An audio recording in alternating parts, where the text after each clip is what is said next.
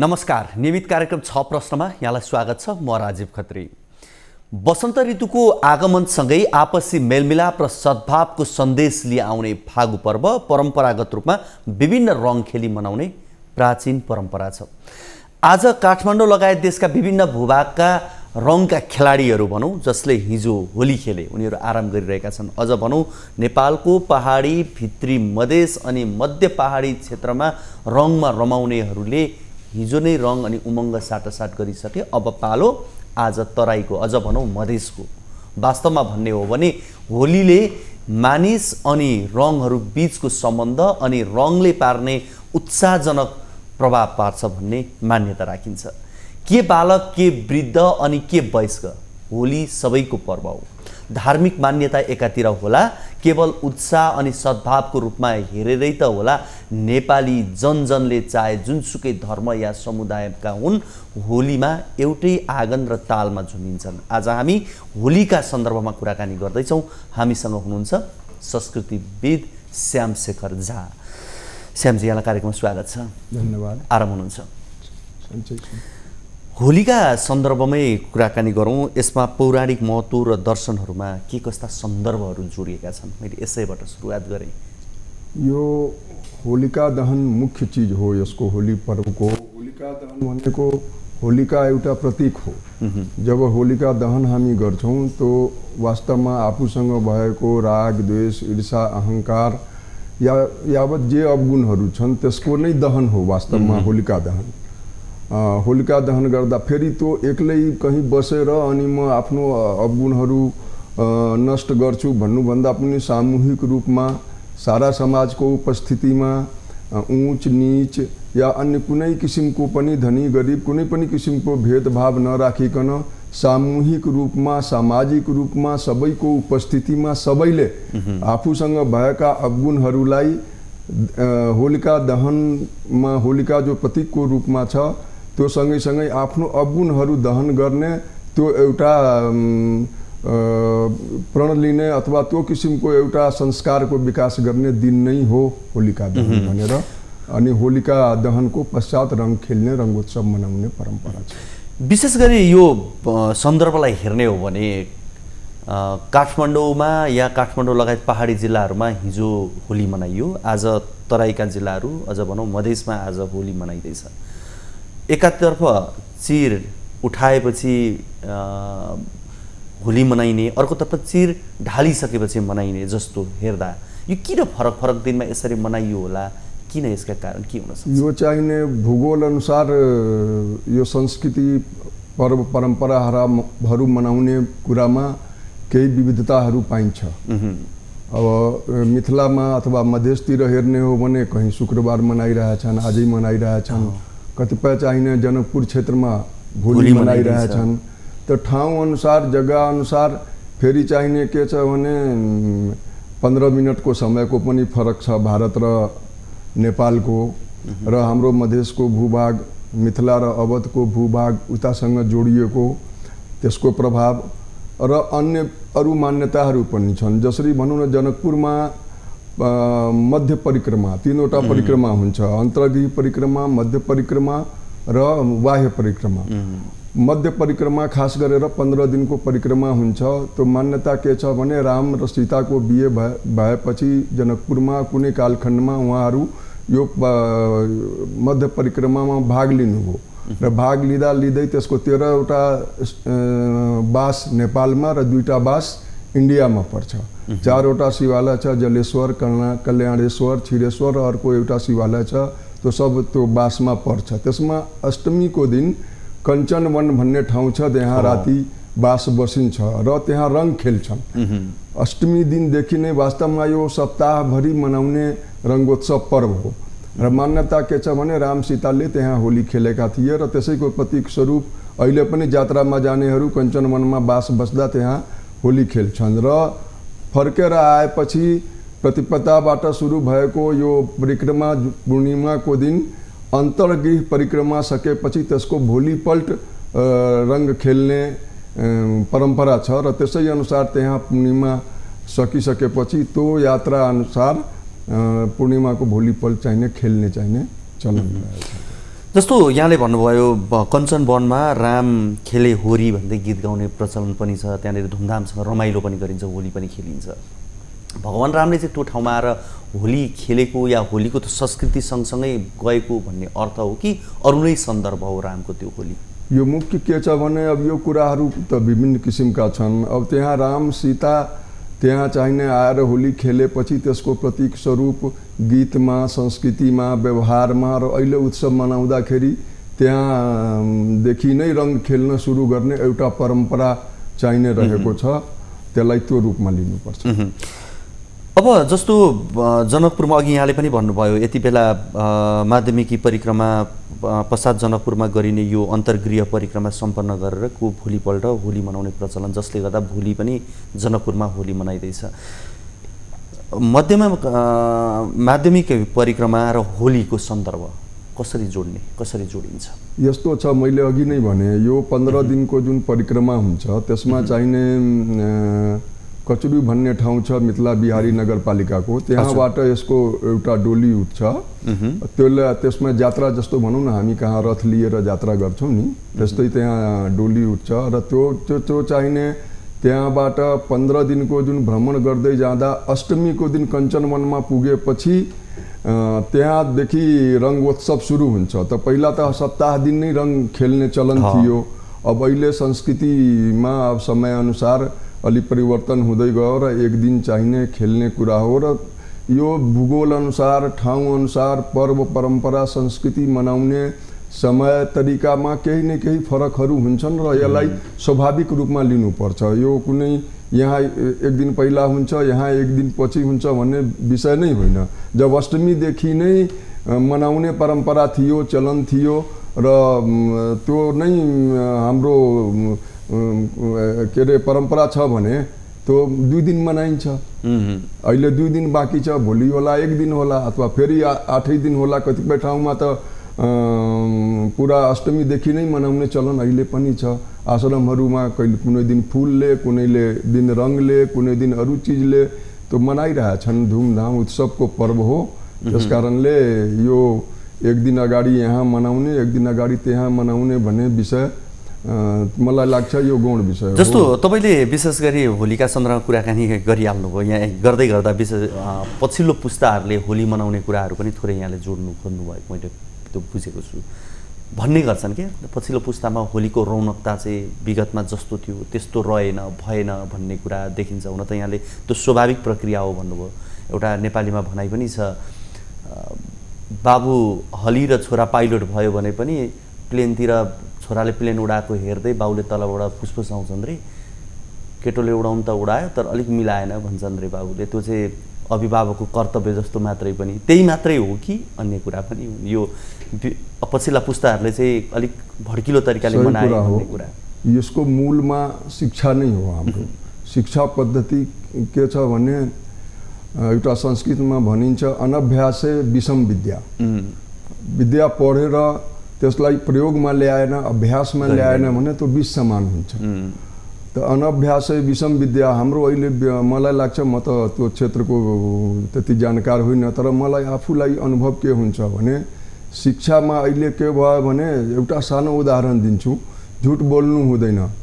अब प्रश्न सोध्यो, झुट बोल्नु हुन्छ कि हुँदैन, टिक लगायो, हुँदैन भन्यो, मार्क्स आयो, छोराले धेरै राम्रो गर्यो भने गार्जियनले फिलिङ गर्ने, छोराले पनि आफ्नो इतिश्री गरिहाल्ने त्यसबाट। तर त्यो कुरालाई व्यवहारमा उतार्ने कुरा जुन छ, चाहे त्यो उदाहरण एउटा दिएँ कुनै पनि शिक्षाको र शिक्षक र विद्यार्थीको बिचमा एउटा जुन पहिला आफ्नै किसिमको सम्बन्ध हुन्थ्यो, त्यो चाहिने त्यो चिजहरूको पनि अभाव भएको, नीतिमा अभाव भएको, अलिकति चाहिने हाम्रो धर्म संस्कृति परम्परामाथि प्रहारहरू पनि भइरहेका छन्। प्रहारहरू पनि विभिन्न किसिमबाट भइरहेका छन्। त्यसकारणले त्यो चिज हो। तर मलाई लाग्छ अहिले अलिकति परिवर्तन हुने म आशावादी छु। युवाहरूमा आउने पुस्ताले यसको महत्त्व, संस्कृति, धर्म संस्कृति यसको महत्त्व बुझ्नेतिर उन्मुख भइरहेको जस्तो चाहिने कता कता देख्न पनि थालेको छ। किनभने हामीले केही वर्ष अगाडि मात्रै हेऱ्यौँ भने काठमाडौँकै होली पनि भड्किलो किसिमको 2-4 दिन अगाडिदेखि नै लोला हान्ने, अझ विशेष गरी महिलाहरूलाई सताउने किसिमको थियो भने अहिले त्यो त हट्दै गयो नि। हैन त्यो भद्र किसिमको त्यो शिक्षाको प्रभाव हो। र अर्को कुरा के छ भने यो सन्दर्भमा जोडिहालौँ, आखिर हाम्रो अल्टिमेट गोल सुख शान्ति नै हो, स्वस्थ रहनु हो। अनि स्वस्थ नरहे त सुख शान्ति हुँदैन। त physically fit, mentally fit, socially fit and spiritually fit, सामाजिक रूपमा पनि स्वस्थ हुनु पर्यो र आध्यात्मिक रूपमा पनि स्वस्थ हुनु पर्यो। त हाम्रो जति पर्व परम्पराहरू खास गरेर अरूको पनि होलान्, अब अरूको बारेमा मलाई त्यति थाहा छैन, तर हिन्दू धर्म संस्कृति परम्पराहरूमा लाई सामाजिक रूपमा मनाउने, सबै एक ठाउँमा जम्मा भएर मनाउने अनि अध्यात्म पनि जोडेको छ भने त्यसलाई चाहिने सोशली र स्पिरिचुअली फिट बनाउने एउटा चाहिने सँग वैज्ञानिक रूपमा जोडिएको यो परम्परा हो। र यो कुरालाई अब आउने युवाहरूले अथवा नयाँ पुस्ताले मलाई लाग्छ महसुस गर्ने सुरु गरेका छन् र एकदम गर्छन् भन्ने म विश्वास छु। श्यामशेखरजी, जस्तो जोगिरा हुनका लागि केही मात्रामा भाङको घोटा पिइन्छ, लिनुपर्छ भन्ने मान्यता विशेष तराईमा पाइन्छ। अब यो भाङको नसाले सबैलाई जोगिरा बनाउँछ कि बनाउँदैन अब त्यो त भगवान नै जान्नु। तर भाङ लगायत अन्य नसालु पदार्थको प्रयोग र चाडपर्वको यो सन्दर्भलाई चाहिँ कसरी जोड्ने? यो चाहिने मलाई लाग्छ यो 1% पनि धेरै भयो। केही मान्छेहरूले भनौँ न अब शिवरात्रिमै गाँजा खाने, भाङ खाने, होलीमा पनि त्यस्तो खाने, रक्सी खाने, यो चाहिने थोरै सङ्ख्याका मान्छेहरूले गर्छन् र यो विकृति हो। र यो विकृतिलाई चाहिने यो पनि अब कम हुँदै गइरहेको छ, त्यति धेरै छैन, तर जे छ त्यो चाहिने कम हुनुपर्छ। र अहिलेको नियम कानुन, शिक्षा र समाजका अगुवाहरूले सबैले यो कुरालाई चाहिने गम्भीरतापूर्वक लिनुपर्छ। किनभने यो लिइरहेको कुराभन्दा पनि खतरा यसमा के छ भने नवप्रवेशीहरू शिवरात्रिको दिन घुम्न जाने अनि दीक्षा लिए जस्तो त्यो दिन सुरुवात गर्ने, जस्तै होलीको दिनमा पनि त्यो सुरुवात गर्ने भनेपछि त्यो जो अहिलेसम्म खाएको छैन त्यसले पनि त्यो दिन दीक्षा लिने भन्ने जस्तो चाहिने यो चिजहरूको त्यो चिज चाहिने बढी खतरनाक छ। र यसको लागि सबै समाजका सबै वर्ग, सबै आयामहरू चाहिने त्यति नै सक्रिय हुनु। भनेको यो पर्वसँग हाम्रो यी कुनै पनि सान्दर्भिक छैनन्, कहीँ जोडिँदैनन् यिनी? यो जोडिएको त छँदै छैन नि। यो त एउटा के छ भने मैले अघि नै भने आफूसँग भएको खराब चिजहरूलाई दहन गर्ने नै होलिका दहन हो। त्यसमा फेरि एउटा खराब चिज आत्मसात गर्ने हो भने त्यो होलिका दहनको के अर्थ हो? त्यसकारणले यो चिज चाहिने जो आफूसँग भएको दुर्गुण अवगुणहरू छन् त्यसलाई चाहिने दहन गर्ने र नयाँ उत्साह, नयाँ उमङ्गका साथ अगाडिको जीवन यात्रा गर्ने एउटा प्रतिज्ञा लिने पर्व न हो। जुनसुकै पर्वको कहीँ न कहीँ वैज्ञानिकता यो विषयहरूसँग जोडेको हुन्छ। हस्, हामी यो कुराकानीलाई निरन्तरता दिनेछौँ। कार्यक्रममा यति बेला भरे पालो भएको छ छोटो ब्रेकको।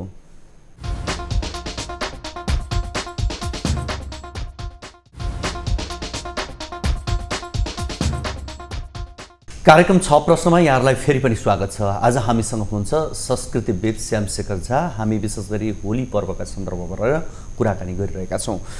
श्यामशेखरजी, यहाँलाई फेरि पनि कार्यक्रममा स्वागत छ। धन्यवाद। विशेष गरी होली पर्व एउटा शास्त्रीय पर्व, अर्को लौकिक पर्वको रूपमा पनि लिइन्छ। किनभने भने अब शास्त्रीय पर्वमा पण्डित पुरोहितलाई बोलाएर मन्त्र उच्चारण गर्नको लगाएर विधिपूर्वक पूजा अर्चना गरिन्छ। लौकिक पर्व भन्नासाथ लोकगीत सम्बन्धी यसका पर्वको रूपमा पनि लिइन्छ। पछिल्लो समय हेर्ने हो भने शास्त्रीय र लौकिक पर्वको आधारबाट हेऱ्यो भने यो पर्व कतिको मजबुत देखिन्छ? हामी त्योबाट कहीँ कतै भड्किएका छौँ कि छैनौँ? अब शास्त्रीय हिसाबमा कुरा सोच्दाखेरि के देखिन्छ भने यो होलिका त्यो कथा मलाई लाग्छ अब प्रायः सबलाई थाहा छ। जय विजय भन्ने दुईटा द्वारपाल थिए विष्णुका, उनलाई ब्राह्मण कुमारहरूलाई विष्णुको दर्शन गर्न रोकेपछि उनलाई श्राप दिए। उनी हिरण्यकश्यप र हिरण्याक्ष राक्षस भए। हिरण्याक्षको वध 12 अवतारमा विष्णुले गरेको हुनाले हिरण्यकश्यप रिसाए, तपस्या गरे विष्णुसँग विद्या बदला लिनलाई। अनि उनले अमरत्वको वरदान मागेपछि ब्रह्माले यो हुँदैन, जो यहाँ यो मृत्युलोक हो, यहाँ जो आएछ त्यसलाई चाहिने जानै पर्छ, त्यसै कारणले यसलाई मृत्युलोक भनेको छ। त्यस कारणले यो वरदान म तिमीलाई दिन सक्दैन। अनि उले कठिन वर, न घरमा न बाहिर, न जमिनमा न आसमानमा, न देव न असुर, कसैसँग पनि नमर्ने किसिमको चाहिने एउटा वर लिएर विष्णुसँग बदला लिन खोज्यो। अनि उसको छोरो प्रहलाद विष्णु भक्त भएर निस्केपछि उसलाई रिस उठ्यो अनि उसले हात्तीबाट मार्न लगाउने, नाग भएको सर्प भएको कोठामा राखिदिने, माथि डिलबाट फालिदिने। अनि त्यसपछि होलिकालाई रिक्वेस्ट गरेर त्यो होलिकालाई उसलाई लिएर आगोमा बसेपछि होलिका दहन भएपछि प्रहलाद मर्छ होलिका बाँच्छ भन्ने भावनाले उसले त्यो गरेको। आखिर होलिका मर्यो, प्रहलाद बाँचे भन्ने यो धार्मिक मान्यताहरू, शास्त्रीय मान्यताहरू छन्। तर यसको हर्षो र उल्लासका साथ मनाउने म बारम्बार फेरि त्यही कुरा भन्छु, त्यो होली आफूसँग भएको अवगुणलाई अभ्यास त त्यही नै गर्नुपर्ने हो। त्यसलाई चाहिने त्यसमा चाहिने दहन गर्ने, वर्षमा एक दिन चाहिने होलिका दहन गर्दाखेरि अब तराईमा चाहिने के हुन्छ भने गाउँघरका मान्छेहरू सबैले जति बोक्ने सक्छन् थोर बहुत 200-300 मान्छेले त्यो दाउरा ल्याएर एक ठाउँमा राख्ने भनेपछि सामूहिक रूपमा सारा समाजको उपस्थितिमा त्यो गर्ने र पूजापाठ जुन हुन्छ त्यो त एउटा शास्त्रीय परम्परा अनुसार ठाउँ अनुसार त्यो हुने नै भयो। अब विकृतिको विषयमा त जुनसुकै कुरामा अलिकति नेगेटिभिटी त हुन्छ। जस्तो होलीमा तराईका विभिन्न ठाउँमा विभिन्न नृत्यहरू हुने, गीतहरू, सङ्गीतका तालहरू त्यही किसिमको हुन्थ्यो। जस्तो हेऱ्यो भने नटुवा नृत्यका साथ नटुवाहरू नाच्ने, ती कलाकारहरू एउटा समुदायबाट अर्को समुदाय समाजसम्म पुग्ने अवस्थाहरू थियो। त्यो सान्दर्भिकता पछिल्लो समय कम हुँदै गयो, हराउँदै गए, गीतहरू पनि हराउँदै गयो। अझ भन्ने भने भोजपुरी र मैथिलीका विकृतिजन्य गीतहरू चाहिँ बढी तराईमा बज्न थालेका छन् भन्ने गुनासो पनि हामी सुन्छौँ कि यसले कहाँ पुर्याउला होलीको जुन हाम्रो मौलिकता थोरै परिवर्तन हुन्छ त्यसलाई स्वाभाविक रूपमा लिएला, तर निमिट्यान्नै भइदियो भने पनि त्यो त राम्रो। यसमा प्रतिकूल प्रभाव पार्नेमा धेरै सबभन्दा बढी चाहिने अहिलेको आर्थिक युगको प्रभाव पनि छ। गाउँघरमा मान्छेहरू सङ्ख्या कम भयो, सबै सहरतिर पलायन अथवा रोजगारीको खोजीमा अथवा पढ्नलाई अथवा अरू कारणले सङ्ख्या अलिकति कम हुँदै गयो र अलिकति पहिला जसरी गाउँको सबै मान्छे होली गीत गाउँदै घर घरमा जान्थे, ढोल मृदङ्ग मादल या जे हुन्थ्यो त्यो बजाएर सामूहिक रूपमा नाच्दै हर्षोल्लास गर्दै जान्थे। अब अहिले अलिकति त्यसको रूप फरक हुँदै गएको छ। त्यसकारणले अहिले पनि त्यो चिजहरू परम्परागत रूपमा छ, तर जति व्यापक रूपमा थियो त्यति छैन। अलिकति अब अहिलेको परिवर्तित सन्दर्भमा, परिवर्तित समयमा अब कवि सम्मेलन गर्ने, हास्य व्यङ्गको उत्सव गर्ने, महामूर्ख सम्मेलन गर्ने, यस्ता चिजहरू चाहिनेले जोड लिइरहेको छ र अलिकति रूप परिवर्तन हुँदै गइरहेको छ।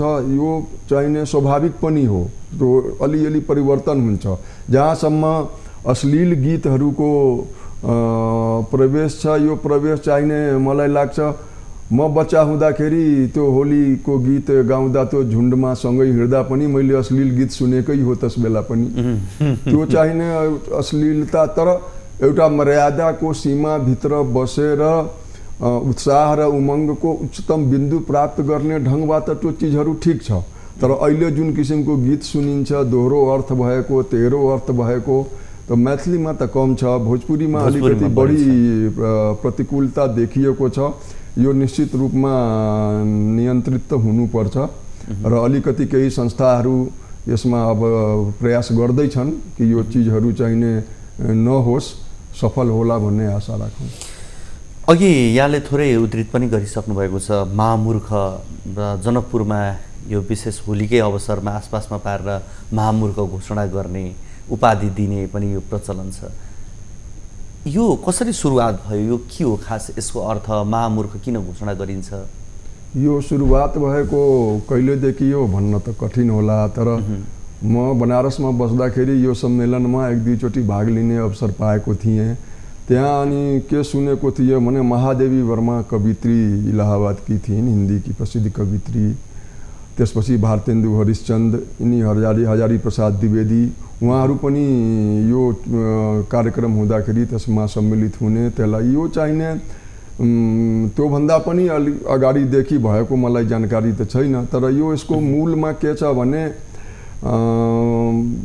एउटा उत्साह र उमङ्गको उच्चतम बिन्दु प्राप्त गर्ने एउटा विभिन्न किसिमबाट अब भनौँ न विकृतिहरूतिर नगइकन एउटा साहित्योत्सवको रूपमा पनि मनाउने, सबै जम्मा भएर हास्य व्यङ्ग एकअर्कालाई अथवा समाजको परिवेशलाई लयबद्ध गर्ने, कवितामा गर्ने अथवा गद्यमै भन्ने, तो जम्मा भएर एउटा साहित्योत्सवलाई पनि होलीको उत्सवको पर्वको अङ्ग बनाउने, एउटा हिस्सा बनाउने त्यो चाहिने हो। जनकपुरमा पनि मिथिला नाट्यकला परिषदले यो चिजलाई निरन्तरता दिएको छ, खुसीको कुरा हो र यो चाहिने निरन्तर भइराख्नु नै भनेको होली भित्र एउटा खुसी खोज्ने एउटा माध्यम एउटा बाटो थियो। खुसी खोज्ने माध्यम हो, सामूहिक रूपमा साहित्योत्सवको रूपमा यसलाई मनाउने प्रचलन हो।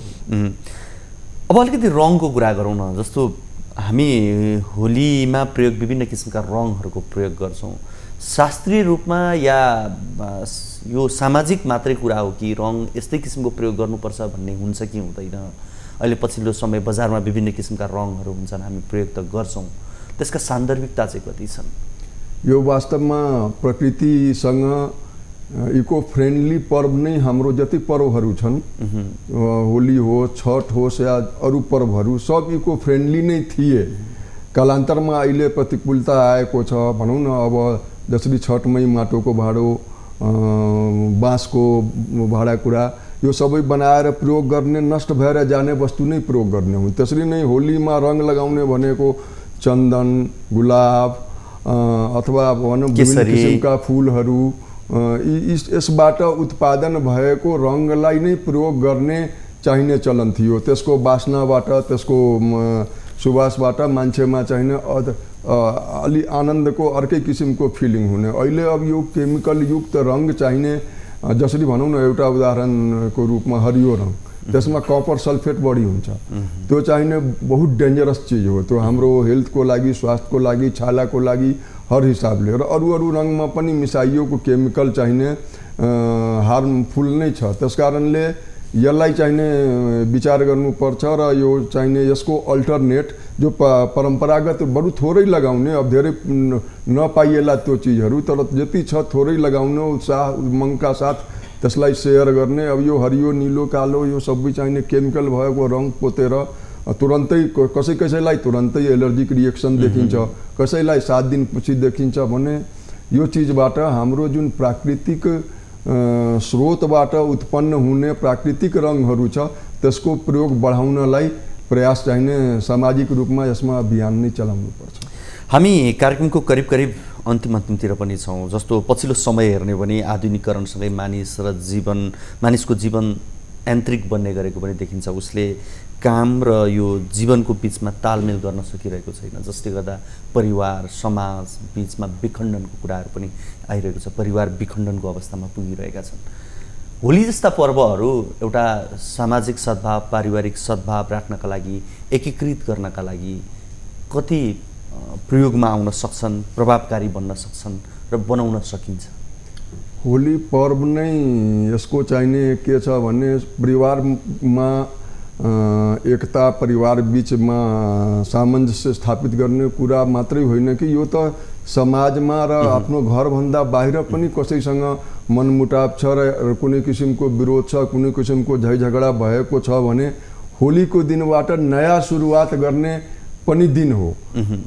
दुश्मनलाई पनि गएर रङ लगाउने, उसले पनि रङ लगाइदिने, गला यस्तो अँगालो मार्ने, यो सबै कुराले चाहिने के छ भने अब जे भयो, अब अगाडि एउटा नयाँ सोचबाट, नयाँ विचारका साथ चाहिने अगाडि हामी बढौँ भन्ने सन्देश दिने र त्यसलाई व्यवहारमा उतार्ने सुरुवात गर्ने दिन हो। त्यसकारणले परिवारमा चाहिने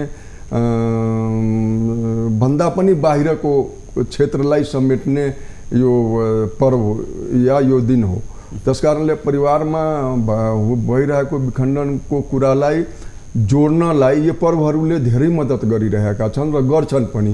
किनभने पर्वमा बाहिरबाट पर्वमा आफ्नो घर आउने, घर आएपछि घर समाजका कुराहरू बुझ्ने, अब यो आर्थिक युगमा पैसा कमाउनलाई, घरको खर्च धान्नलाई बाहिर नगई सुखै छैन।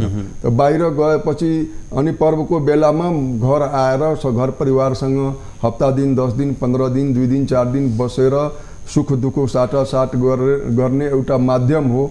त्यसकारणले यो पर्वलाई चाहिने, पर्वहरूलाई मर्यादाभित्र बसेर उत्साह उमङ्गको उच्चता प्राप्त गर्दै परिवारमा पनि एउटा नयाँ किसिमको चैन डेभलप गर्ने किसिमबाट यो चिजलाई निरन्तरता दिनुपर्छ र यसैले नै बचाउने हो सबै कुरालाई। हस्, यहाँको यो महत्त्वपूर्ण समय र संवादको लागि यहाँलाई धेरै धेरै धन्यवाद। हामीसँग हुनुहुन्थ्यो संस्कृतिविद श्यामशेखर झा। आज हामीले होली विशेष, अझ विशेष भनौँ तराईको होलीको सन्दर्भमा रहेर कुराकानी गऱ्यौँ। तराईको पहाडको होलीमा भिन्नता छैन, तर पनि दिनको हिसाबले हामी एक दिन अगाडि पछाडि मनाउने प्रचलन रहेको छ र हिजो पहाड लगायत उपत्यकामा होली मनाइयो भने आज तराई मधेसमा होली मनाइँदैछ। हामीले यसै सन्दर्भमा रहेर कुराकानी गऱ्यौँ। आजको कार्यक्रमको निर्धारित समय सकिसकेको छ। भोलिको कार्यक्रममा हामी अन्य अतिथिहरूसँगको कुराकानी लिएर आउने नै छौँ। तबसम्मको लागि बिदा दिनुहोस्। हवस् त, नमस्ते।